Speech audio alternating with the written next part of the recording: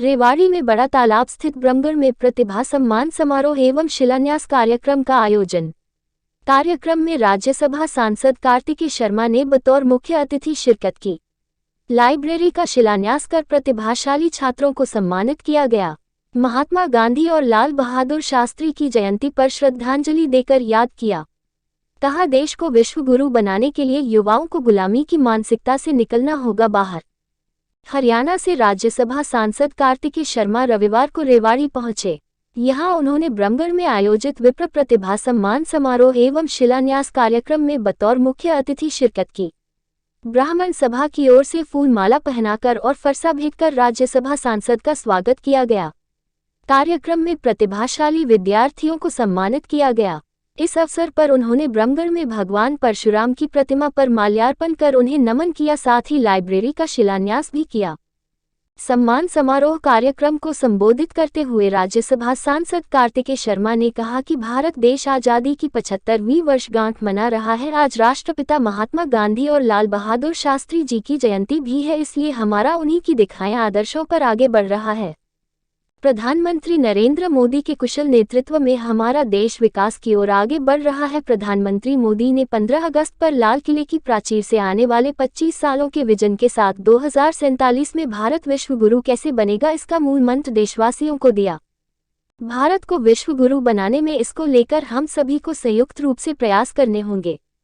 भारत युवा देश है क्योंकि यहाँ 60% से अधिक आबादी 35 साल से कम युवाओं की है। भारत को विश्व गुरु बनाने में उनकी अहम भूमिका रहेगी। उन्होंने कहा कि आज महात्मा गांधी जी के साथ लाल बहादुर शास्त्री की भी जयंती है। शास्त्री जी ने जय जवान जय किसान का नारा दिया। हरियाणा वीर जवानों, खेती किसानों, खिलाड़ियों के लिए जाना जाता है।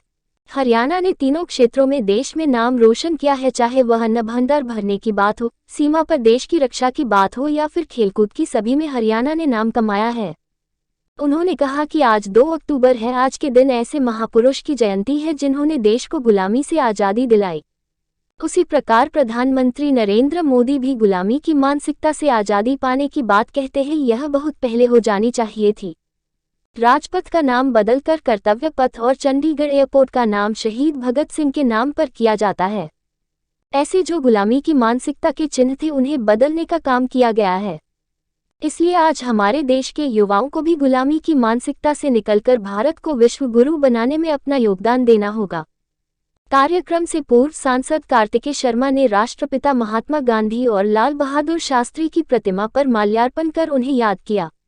इस अवसर पर उनके साथ डेयरी विभाग के चेयरमैन और गुरुग्राम से भाजपा उपाध्यक्ष जीएल शर्मा, हरियाणा राज्य बाल कल्याण परिषद की उपाध्यक्ष पारिशा शर्मा, भाजपा नेता मुकेश यादव कापलीवास, ब्राह्मण सभा जिला रेवाड़ी के प्रधान चंद्रशेखर गौतम सहित ब्राह्मण सभा कार्यकारिणी के पदाधिकारी और बड़ी संख्या में ब्राह्मण समाज के गणमान्य लोग और प्रतिभाशाली विद्यार्थी उपस्थित रहे।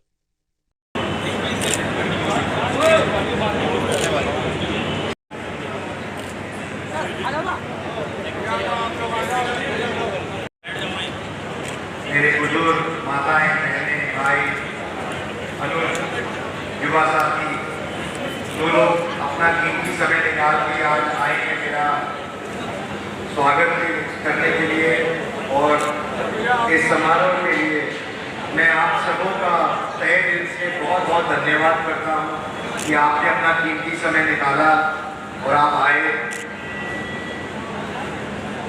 मैं सबसे पहले श्री जीएल शर्मा जी का, जो बीजेपी प्रदेश उपाध्यक्ष हैं, श्री दीपक मोदगिल जी का, श्री चंद्रशेखर गौतम जी का, श्री प्रेम कौशिक जी का, श्री परिशा शर्मा जी का, जो प्रदेश उपाध्यक्ष हैं महिला बाल विकास विभाग के, जितेंद्र तिवारी जी का, हेमंत भारद्वाज जी का, खुशहाल शर्मा जी का, राजेश शर्मा जी का, जय कुमार कौशिक जी का, भूपेंद्र भारद्वाज जी का, धर्मेंद्र तगाना जी का और भाई मुकेश कापलीवास जी का, सबका बहुत बहुत धन्यवाद करना चाहता हूँ।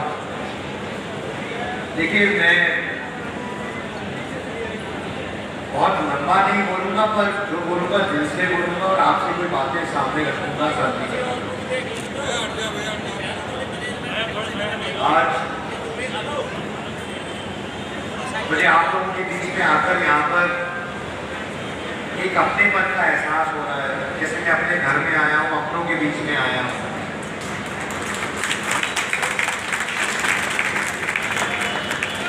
मेरे पिता श्री विनोद शर्मा जी और कुलदीप शर्मा जी, पंडित चिरंजीलाल शर्मा जी के भी नाम से भी यहाँ पर हॉल है।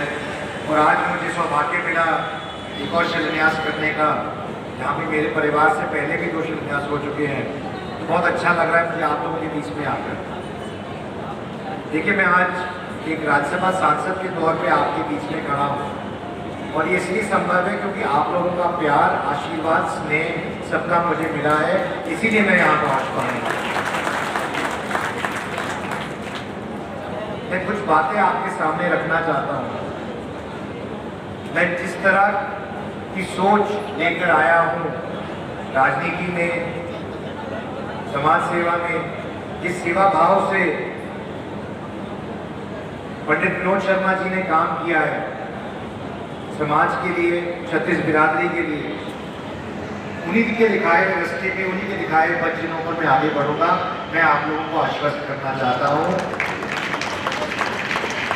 जिस तरह की लड़ाई विनोद शर्मा जी ने लड़ी, चाहे वो ईबीपीटी वाली हो, जहाँ पर नौकरियां दिलाने का काम किया हो अन्य समाजों को, या वो धोड़ी की जमीन की लड़ाई लड़ी हो, या फिर पारदर्शिता लाने के लिए इंटरव्यू खत्म करने की लड़ाई लड़ी हो, ऐसे जितनी भी लड़ाइयाँ उन्होंने लड़ी, अभियान शुरू किए लोगों के हित के लिए, समाज के हित के लिए, मैं उनके दिखाए हुए रास्ते पे ही आगे बढ़ूंगा। मैं आज 2 अक्टूबर है, महात्मा गांधी जी की जयंती है, लाल बहादुर शास्त्री जी की भी जयंती है। आने से पहले मुझे मौका मिला कि मैं उनका नमन करके आया चौक पर। मैं उनकी भी कुछ बात आपके सामने रखना चाहता हूँ। जिस सोच के साथ हमारे देश के और संविधान के रचयिताओं ने, स्वतंत्र सेनानियों ने, हमारे राष्ट्रपिता श्री महात्मा गांधी जी ने और लाल बहादुर शास्त्री जी ने जिस तरीके से, जिस सोच के तहत उन्होंने हमारे देश को आज़ादी दिलाई और जिस सोच को लेकर वो आगे बढ़े, इस कल्पना को लेकर कि हमारा देश कहाँ जाएगा, वह क्या बनेगा, आज मुझे खुशी है कहने में कि आज जब हम अपनी आज़ादी की 75वीं वर्षगांठ मना रहे हैं, तो हम उन्हीं के दिखाए पथ चिन्हों पर, उन्हीं के दिखाए रास्ते पर आगे बढ़ रहे हैं। प्रधानमंत्री श्री नरेंद्र मोदी जी के कौशल नेतृत्व में हम लोग आगे बढ़ रहे हैं, और जो उन्होंने 15 अगस्त को बात रखी कि अगले 25 साल में भारत एक विश्व गुरु कैसे बनेगा और उसमें सबसे बड़ा रोल किसका होगा, तो मुझे कहने में बहुत खुशी है कि आज भारत जो दुनिया का सबसे युवा देशों में से एक है, जहां हमारी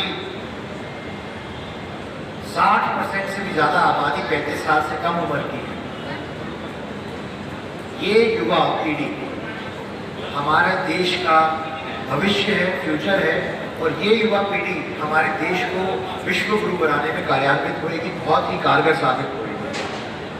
मैं लाल बहादुर शास्त्री जी की भी बात करना चाहता हूँ। उन्होंने नारा दिया था जय जवान जय किसान का, और हरियाणा 3 चीज़ों के लिए जाना जाता है, अपने सैनिकों के लिए, वीरों के लिए, अपनी किसानी के लिए और अपने खिलाड़ियों के लिए। तो उसी तरीके से जिस तरह से उन्होंने एक नारा दिया था जय जवान जय किसान का, उसी को आगे ले जाते हुए हरियाणा ने भी इन तीनों आयामों में सिर्फ प्रदेश का ही नहीं, देश का नाम रोशन किया है, हर स्तर पर, हर जगह पर, चाहे वो खेल कूद का माहौल हो, चाहे वो किसानी में देश के अनाज भंडार बनने का काम हो, चाहे वो हमारे वीर सैनिकों का देश के लिए डट के मुकाबला करने का काम हो। हमारे युवाओं ने, हमारे हरियाणा के बच्चों ने वहाँ पर भी देश का नाम मान बढ़ाया है, प्रदेश का मान बढ़ाया है। आज थोड़ा समय का अभाव है, लेकिन मैं जो सबसे अहम बात आपके बीच रखना चाहता हूँ, आज 2 अक्टूबर है और मैं बताना चाहता हूँ आप लोगों को कि जिस गुलामी से आज़ादी हमारे को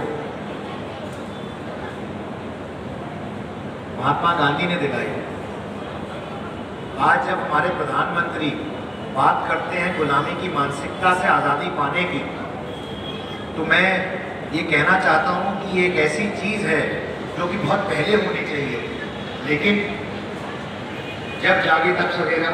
और हम जिस तरह की लड़ाई लड़ रहे हैं माननीय प्रधानमंत्री जी के नेतृत्व के अंदर और माननीय मुख्यमंत्री जी के नेतृत्व के अंदर, मुझे लगता है कि ये एक नया आयाम बनेगा आने वाले समय में भारत के लिए और हमारे हरियाणा प्रदेश के लिए।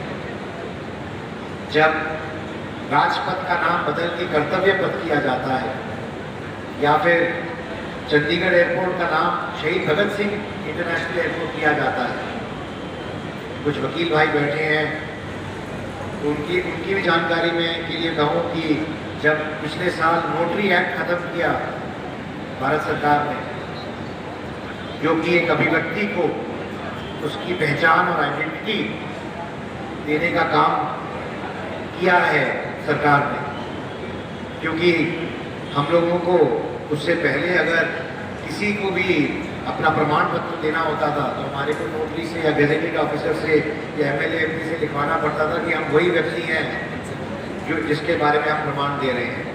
तो ऐसे जो गुलामी की मानसिकता के प्रतीक हैं, चिन्ह हैं, इनको खत्म करने का काम किया है सरकार ने। ये इसलिए भी ज़रूरी है क्योंकि हम और हमारी युवा पीढ़ी आज़ाद देश में पैदा हुई है और हमारे देश का श्रेष्ठ नेतृत्व, चाहे वो हमारे राष्ट्रपति हो, चाहे वो हमारे प्रधानमंत्री हो, हमारे मुख्यमंत्री हो, उपराष्ट्रपति हो, सभापति हो, ये सब आज़ाद भारत में पैदा हुए हैं। ऐसा पहली बार हुआ है भारत में अब।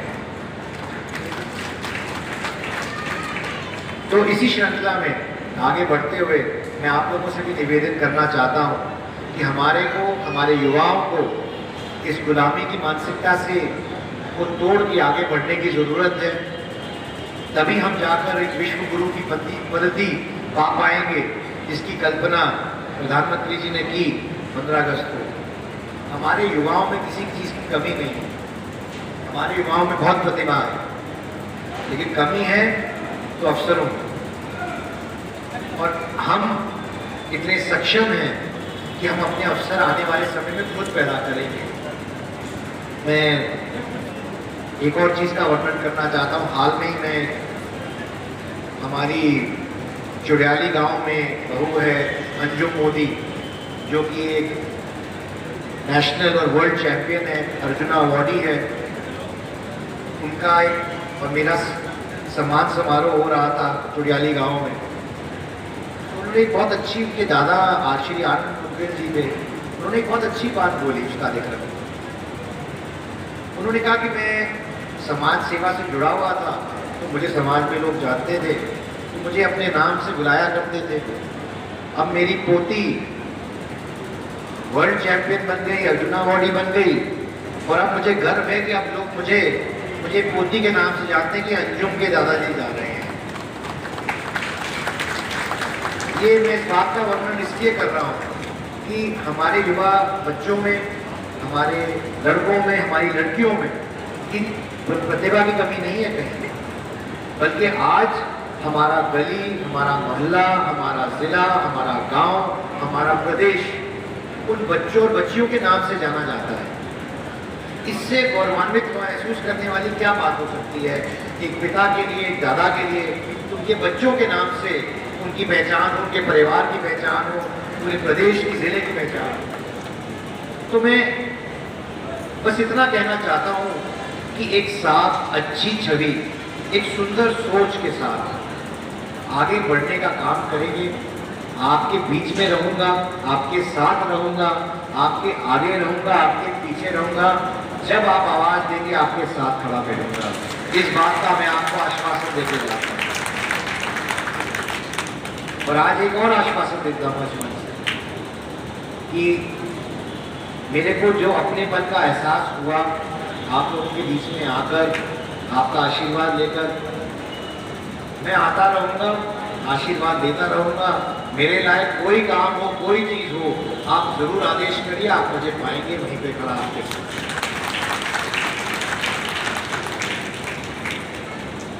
आज क्योंकि समय का अभाव है, इसलिए मैं आपसे हृदय की गहराइयों से क्षमा भी मांगता हूँ और आपका धन्यवाद भी करता हूँ कि आप लोग आए। और मैं माननीय GL शर्मा जी से भी निवेदन करूँगा बाकी कार्यक्रम भी आप कंटिन्यू करें, लेकिन आप सबों ने आशीर्वाद दिया, प्यार दिया, इसके लिए बहुत बहुत धन्यवाद। और मैं अपनी वाणी को विराम देते हुए सिर्फ इतना कहूँगा कि आप लोगों का आशीर्वाद बना रहे और मैं आपको मायूस नहीं। बहुत बहुत